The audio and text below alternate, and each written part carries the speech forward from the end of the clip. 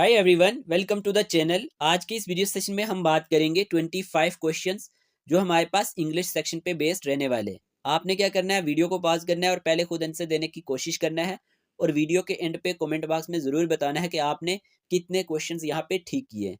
बाकी वाले लेक्चर्स अगर आपने नहीं देखे हुए, प्लेलिस्ट में वीडियोज़ पड़े होंगे, जाके देख लेना, काम आएंगे।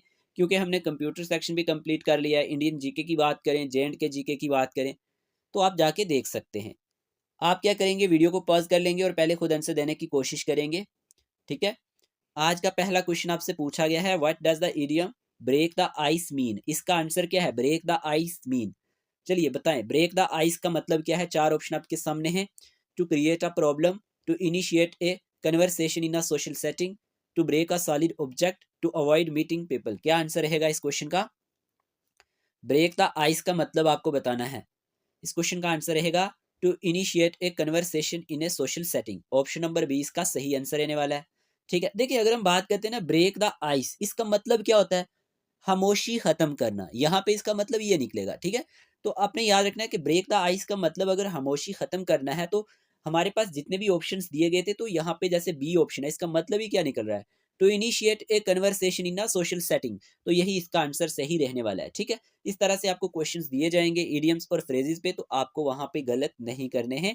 आपको ध्यान से स्टेटमेंट को पढ़ना है, पहले उसका मतलब जानना है। ठीक है, कि वो आखिर में क्या कह रहा है वहां पे। तो फिर अकॉर्डिंग टू ऑप्शन आपने फिर चेक करना है उसको, तो आपको उसका आंसर मिल जाएगा। ठीक है। और इसमें मैक्सिमम आपने देखना है कि आपने क्या करना है, ऑप्शन को एलिमिनेट करना है। ठीक है। तो ब्रेक द आइस का मतलब क्या होता है, to initiate a conversation in a social setting. जैसे कि मैंने आपको बताया यहाँ पे कि ब्रेक द आइस का मतलब होता है खामोशी खत्म करना। क्लियर। चलिए सेकंड बात करते हैं। अब आपसे पूछा गया है, what is the meaning of the phrase piece of cake. आपको बताना है पीस ऑफ केक का मतलब क्या रहेगा यहाँ पे। सभी आंसर चूज करें। A difficult task, an easy और सिंपल टास्क, ए कंफ्यूजिंग सिचुएशन, या फिर ए स्वीट रिवार्ड। क्या आंसर रहेगा इस क्वेश्चन का। आंसर है यहाँ पे एन इजी और सिंपल टास्क। ठीक है। इसका मतलब यहाँ पे क्या निकल रहा है, ऑप्शन नंबर 20 का सही आंसर है। ठीक है ना।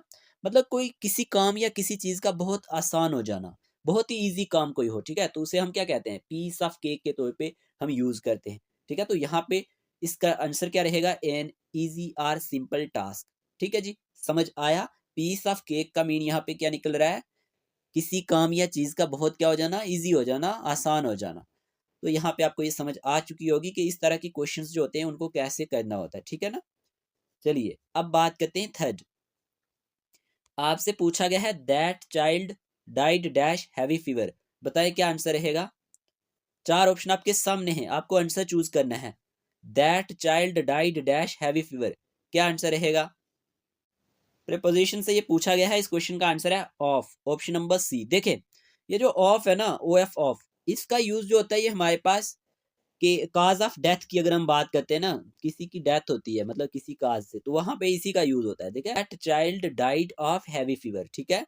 आपने देखा होगा सेंटेंस में यूज होता है डाइड ऑफ कैंसर। तो कहने का मतलब है कोई भी इंसान किसी बीमारी से मरता है ना, तो यहाँ पे हम ऑफ का यूज करते हैं। ऑफ का यूज रिलेशनशिप के साथ भी यूज होता है इसका, ये भी आप याद रखना।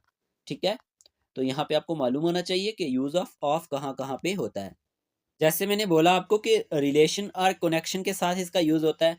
एग्जाम्पल के तौर पर, she is the mother of, she is the mother of two children. तो यहाँ पे ऑफ का यूज हुआ। तो आपको ये चीज समझ आ चुकी होगी कि ऑफ का यूज कहाँ पे होता है। ठीक है। तो यहाँ पे आपको याद रखना है। अच्छा, एक चीज और याद रखनी है कि क्वांटिटी के केस में भी कई बार ये यूज होता है। जैसे कि एग्जाम्पल के तौर पे मैं आपको समझाऊं, I have I have a lot of books, lot of books. तो ऑफ का यूज हुआ ना, यहाँ पे आपको ये चीज का ध्यान भी देना है। ठीक है। मटेरियल की बात करें ना, कई बार मटेरियल की बात करें, जैसे एग्जांपल के तौर पे the chair is made of would. तो यहाँ पे भी किसका यूज हुआ, the chair is made of would. तो मटेरियल के साथ भी हमारे पास किसका यूज होता है, ऑफ का यूज होता है। लेकिन ये ध्यान में जरूर याद रखना कि काज ऑफ डेथ, इसके साथ हमारे पास ऑफ का यूज होता है, रिलेशनशिप के साथ ऑफ का यूज होता है। इसमें आपने कंफ्यूज नहीं होना है। ऑप्शन नंबर सी इसका राइट आंसर है। अब बात करते हैं, 4 नंबर पे पूछा गया है, the bird flu dash my head. क्या आएगा बताएं जरा। अक्रॉस, अवर, बिसाइड, बिहाइंड। तो इस क्वेश्चन का आंसर जो है ना, इस क्वेश्चन का आंसर आएगा अवर, ओ वी आर अवर। ठीक है ना। देखिए, जो अवर है ना, इसका यूज कहाँ पे होता है, कोई चीज किसी चीज के अबव होती है, ऊपर होती है, ठीक है ना। तो यहाँ पे आपने याद रखना है कोई चीज क्या हो, पोजीशन से अबव हो, ठीक है। पोजीशन अबव हो यानी बहुत ऊपर हो। कहने का मतलब है जैसे एग्जांपल के तौर पे the plane flew over the mountains. तो कहने का मतलब है अवर का यूज होता है, कोई चीज क्या होती है, काफी ऊपर होती है, उसके साथ अवर का यूज किया जाता है, ठीक है। ये आपने ध्यान देना है। और यहाँ पे आप एक चीज और याद रखना, मोर देन या फिर क्वांटिटी और अमाउंट के साथ भी अवर का यूज होता है। जैसे कि मैं कहूँ यहाँ पे एग्जाम्पल के तौर पे द कॉस्ट वाज अवर $100। तो यहाँ पे आपको ये समझ आ चुकी होगी कि अवर का यूज कहाँ पे होता है, मोर देन के साथ होता है। कोई चीज क्या हो, मोर देन हो, ठीक है ना, क्वांटिटी और अमाउंट के केस में, तो वहां पे हम अवर का यूज करते हैं। ये चीज आपने याद रखनी है, क्लियर। या फिर हम कोई चीज क्या कर रहे होते हैं, कंट्रोल या अथॉरिटी के साथ भी यहाँ पे अवर का यूज होता है। कैसे, कंट्रोल की बात करें या फिर अथॉरिटी की, जैसे she has authority over the project, she has authority over the project. तो यहाँ पे आपको समझ आ चुका होगा कि अवर का यूज कहाँ कहाँ होता है। तो इस क्वेश्चन का आंसर था बी आंसर।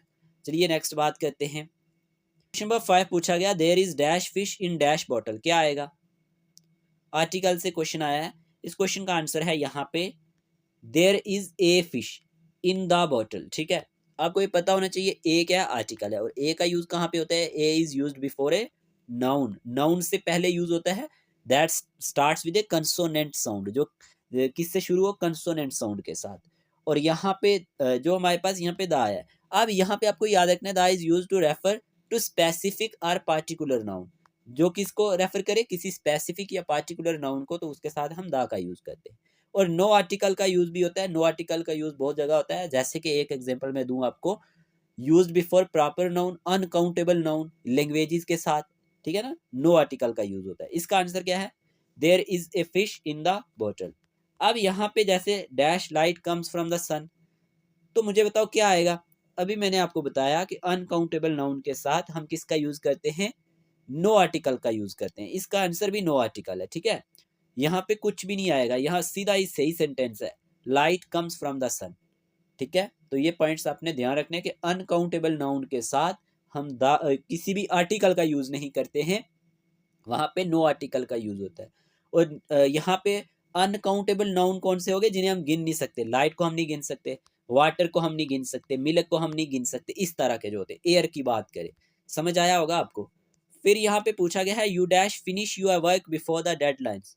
बताए जरा क्या आंसर रहेगा, you dash finish your work before the deadline, must, can, may, might. English modal से आपसे ये क्वेश्चन पूछा गया है, क्या आंसर रहेगा। तो यहाँ पे अगर हम बात करें, इस क्वेश्चन का आंसर है मस्ट।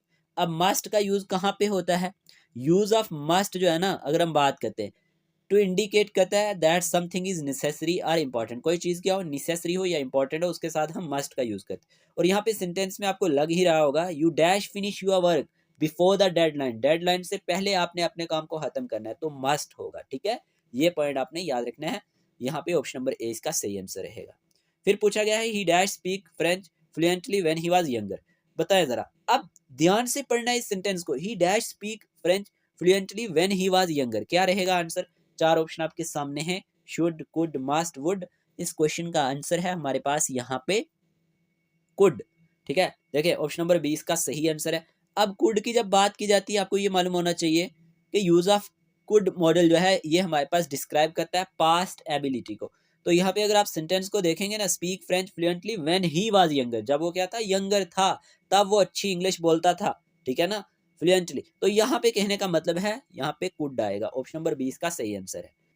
फिर 9 आपसे पूछा गया है, one must work hard if dash wishes to achieve. क्या आएगा, ही, शी, वन, दे। यहाँ पे आपको प्रोनाउन को भरना है, क्या आंसर होगा। तो इस क्वेश्चन का आंसर है वन, ऑप्शन नंबर सी, ठीक है। One must work hard if one wishes to achieve, तो ये आपने याद रखना है, ठीक है। फिर यहाँ पे पूछा गया है, choose the correct reflexive pronoun to complete the sentence. She completed the entire project by dash. क्या आएगा, ध्यान से आंसर चूज करना है। हर आएगा, हर सेल्फ आएगा, शी आएगा, हर्ज आएगा।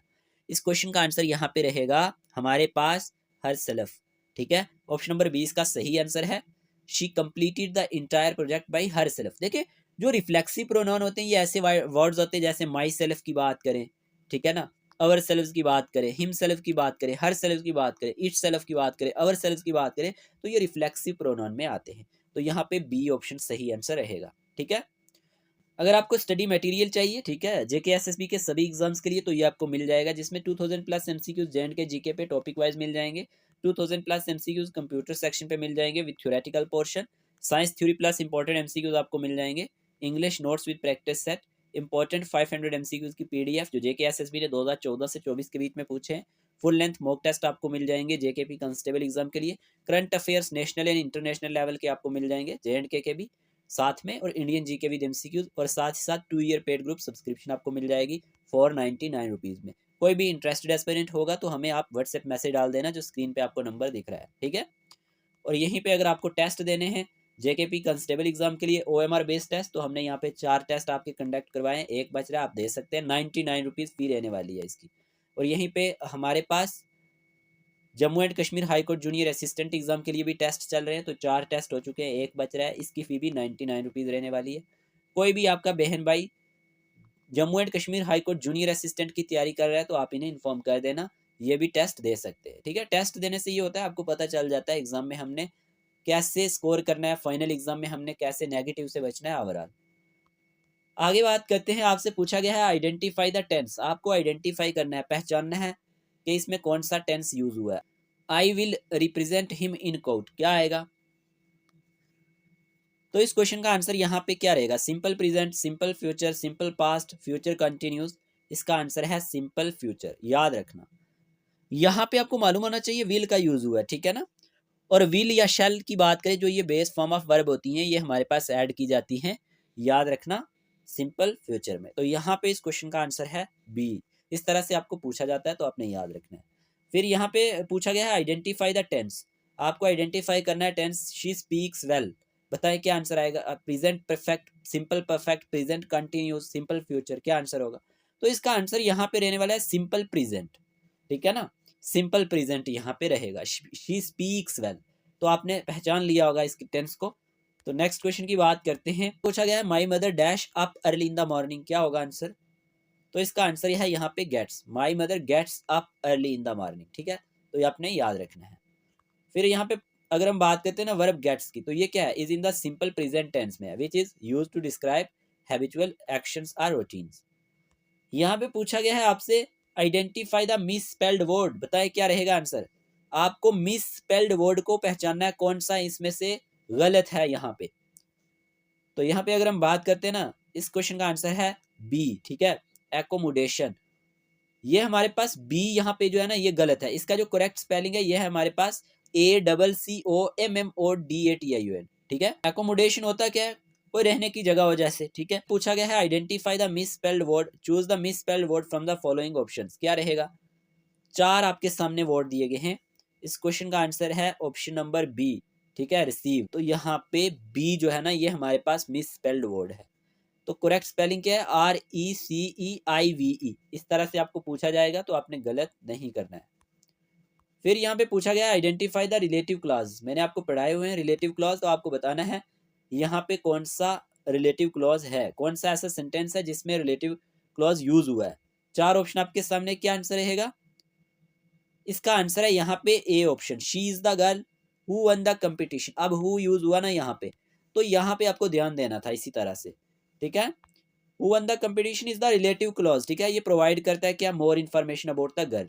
तो ये चीज़ों पे आपको ध्यान देना है, इस तरह के क्वेश्चंस आपको पूछे जाते हैं।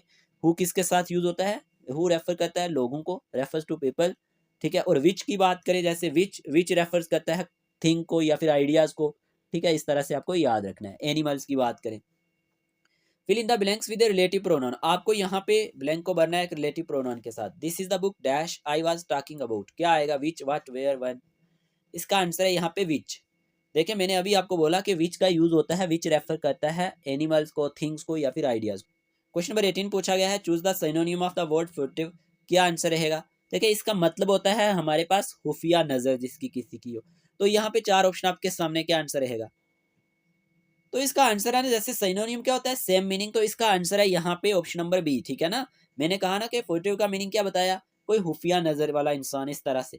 तो यहाँ पे सेक्रेटिव जो है ये हमारे पास इसका सही आंसर है, ठीक है। फॉर्टिव मीन्स क्या हो गया, अटेम्प्टिंग टू अवॉइड नोटिस और attention, typically because of guilt और डिजायर फॉर सेक्रेसी। तो यहाँ पे सेक्रेटिव इसका सही आंसर रहेगा। Choose the antonym of the word obstinate, बताएं ओबेस्टिनेट का एंटोनियम क्या होगा और ओबेस्टिनेट का मीनिंग क्या होता है। पहले तो आपको ये मालूम होना चाहिए, जिद्दी टाइप का कोई आदमी जो होता है, ठीक है ना। तो ओबेस्टिनेट का यहाँ पे एंटोनियम क्या होगा, उलट क्या होगा, अपोजिट वर्ड क्या होगा। इसका आंसर है यहाँ पे फ्लेक्सिबल। बाकी वाले देखे, स्टूबॉर्न की बात करें ये भी जिद्दी टाइप का इंसान होता है, ठीक है। रिजिड की बात करें, परसिस्टेंट की बात करें, लेकिन ओबेस्टिनेट की बात करें यहाँ पे इसका एंटोनियम फ्लेक्सिबल आएगा, ठीक है। ओबेस्टिनेट means stubborn or unwilling to change. The opposite is flexible which means adaptable and willing to change. तो ये आपने याद रखना है। फिर यहाँ पे पूछा गया है she could not dash the excitement of meeting her favourite celebrity, क्या आंसर रहेगा। यहाँ पे होमोफोन यूज करना है, सही होमोफोन आपको इस सेंटेंस में यूज करना है। इस तरह के क्वेश्चन आपको देखने को मिल सकते हैं। क्या आंसर रहेगा इस क्वेश्चन का, आंसर रहेगा बी ऑप्शन, बियर, BEAR, ठीक है। ध्यान देना है, she could not bear the excitement of meeting her favourite celebrity. यहीं पे पूछा गया question, he found A dash in the forest during his hike. अब यहाँ पे क्या आएगा, सेंटेंस को पहचानना है और आपने आंसर बताना है। तो यहाँ पे आएगा BEAR, बियर, ठीक है। He found a bear in the forest during his hike. तो यहाँ पे आपको समझ आना चाहिए कि सेंटेंस में आपने यूज कैसे करना है। यहाँ पे भी BEAR, बियर यूज हुआ, ठीक है, अकॉर्डिंग टू सेंटेंस। और यहाँ पे भी अकॉर्डिंग टू सेंटेंस हमारे पास BEAR, बियर यूज हुआ। तो यहाँ पे स्पेलिंग भी आना चाहिए और इसका मीन भी आना चाहिए आपको, ठीक है। क्वेश्चन नंबर 22 आपसे पूछा गया है इंग्लिश एनोलॉजी से। इंटरेस्ट के साथ दिया गया मनी लेंडर, आपको बताना है सैलरी के साथ क्या आएगा। चार ऑप्शन आपके सामने। तो सैलरी के साथ यहाँ पे सामने एम्प्लॉयज आएगा, ठीक है ना, एम्प्लॉयज। ये आपने याद रखना है। अगर इंटरेस्ट जो है ये हमारे पास मनी लेंडर के साथ लग सकता है, तो सैलरी के साथ एम्प्लॉयज ही तो आएगा। तो ऑप्शन नंबर ए इसका सही आंसर है। बुक का अगर कवर होता है तो पेंटिंग के साथ क्या होगा, ये भी इंग्लिश एनोलॉजी से क्वेश्चन है। बुक कवर है तो पेंटिंग का क्या आएगा, एग्जाम्पल आएगा, वॉल आएगा, कलर आएगा, फ्रेम आएगा। इसको आपने देखना है, इसी के अकॉर्डिंग इसका आंसर देना है। तो इस क्वेश्चन का आंसर ऑप्शन नंबर मेरे हिसाब से डी आएगा, सही आंसर, ठीक है। तो इस क्वेश्चन का आंसर क्या है, डी। बुक अगर कवर है तो पेंटिंग का क्या आएगा, फ्रेम। क्लियर। बुक को अगर कवर के अंदर रखा जाता है तो यहाँ पे पेंटिंग को फ्रेम के अंदर। इस तरह से आपको समझना है। 24 पूछा गया है विच sentence uses the correct punctuation. देखिए ऑप्शन ए में पूछा गया व्हाट अ ब्यूटीफुल डे, यहाँ पे साइन ऑफ एक्सक्लेमेशन है, ठीक है ना। और व्हाट अ ब्यूटीफुल डे, फिर फुल स्टॉप है, फिर हमारे पास कॉमा है और फिर यहाँ पे क्वेश्चन मार्क है। क्या आंसर आएगा इस क्वेश्चन का, आंसर यहाँ पे आपने चूज किया होगा ऑप्शन नंबर ए ही आएगा। क्योंकि जो साइन ऑफ एक्सक्लेमेशन है ना, ये यूज होता है एक्सप्रेस करने के लिए स्ट्रॉन्ग इमोशंस को, ठीक है। सरप्राइज कोई चीज हो गई, ठीक है। तो यहाँ पे हमारे पास व्हाट अ ब्यूटीफुल डे, तो यहाँ पे आपको दिख रहा होगा, सेंटेंस से ही समझ आ जाता है। यहाँ पे ऑप्शन नंबर ए ही सही आंसर रहेगा, ठीक है। व्हाट अ ब्यूटीफुल डे, यहाँ पे ये सही यूज हुआ है, ठीक है। इस तरह से आपको वहां पे सेंटेंस देखने को मिलेंगे। फिर है an exclamation mark is use to express strong emotions और एक्साइटमेंट। जो साइन ऑफ एक्सक्लेमेशन होता है ये यूज किया जाता है एक्सप्रेस करने के लिए स्ट्रॉन्ग इमोशंस को और एक्साइटमेंट को। फिर यहीं पे पूछा गया choose the correctly punctuated sentence, बताएं। चार ऑप्शन आपके सामने, आई हैव बुक्स, कामा है, फिर pencils and erasers. I have books, pencils and erasers, फिर फुल स्टॉप। क्या आंसर रहेगा, चार ऑप्शन आपको पढ़ने हैं ध्यान से। आपने आंसर चूज कर लिया होगा, इस क्वेश्चन का आंसर है option number B, I have books, ठीक है, फिर पेंसिल्स एंड इरेजर्स। तो यहाँ पे पहले बुक्स आई तो उसके साथ कामा आया, फिर पेंसिल्स आई, फिर कामा एंड इरेजर्स। और आपको याद रखना है commas are use to separate items in a list. तो ऑप्शन नंबर 20 का सही आंसर था। हमने यहाँ पे 25 क्वेश्चन डिस्कस किए, आपने कितने सही किए जल्दी से कमेंट बॉक्स में बता दे। आज के इस वीडियो में इतने ही रखते हैं, मिलते हैं एक नए लेक्चर के साथ। तब तक के लिए टेक केयर ऑफ योरसेल्फ।